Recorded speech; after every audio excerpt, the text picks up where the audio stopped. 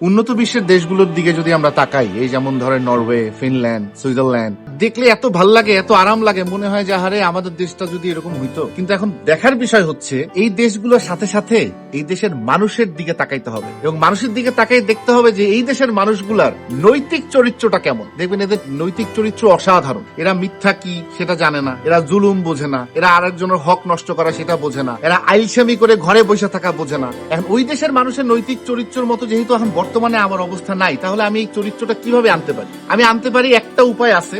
আমাদের দেশের শিক্ষা ব্যবস্থায় একদম প্রথম থেকে ধরেন ক্লাস 1 থেকে অল্প অল্প করে, ক্লাস 2 থেকে আরেকটু বেশি, ক্লাস 3 থেকে আরেকটু বেশি, এরকম করে করে নৈতিক চরিত্র সম্পর্কে একটা চ্যাপ্টার খুলতে হবে, একটা কম্পালসারি চ্যাপ্টার। ধরেন ক্লাস 5 এর একটা বাচ্চা, ও যদি ওর বাকি 10টা সাবজেক্টে পাশ করে, কিন্তু এই নৈতিক চরিত্র যে সাবজেক্ট, এই সাবজেক্টে ও ফেল করলো, তাহলে ও ক্লাস পার হয়ে 6 এ উঠতে পারবে না। ছাত্রটা যখন আস্তে আস্তে আস্তে আস্তে করে বড় হচ্ছে, ওর লোডের ক্যাপাসিটিও তেমনি তত বাড়বে। তো এই ছেলেগুলো যখন আস্তে আস্তে বের হবে এরকম একটা শিক্ষা প্রতিষ্ঠান থেকে বা একটা শিক্ষা ব্যবস্থা থেকে, তখন আমাদের দেশটা একটা ফুলের মতো দেশ হতে পারে। এই শিক্ষা ব্যবস্থার যেহেতু নতুন করে কারিকুলাম হচ্ছে, এইটা যিনি দায়িত্বে থাকবেন তার কাছে আমার আকুল আবেদন, নতুন যে শিক্ষা ব্যবস্থা হবে সেখানে যেন এই জিনিসটা একটু মাথায় রাখা হয় যে নৈতিক শিক্ষা ব্যাপারে আমাদের পাঠ্যপুস্তকে একটা কম্পালসারি চ্যাপ্টার থাকতে হবে, এবং সেই চ্যাপ্টারে সেই সাবজেক্টে পাশ করলেই কেবলমাত্র ওই শিক্ষার্থী পরের ক্লাসে যেতে পারবে।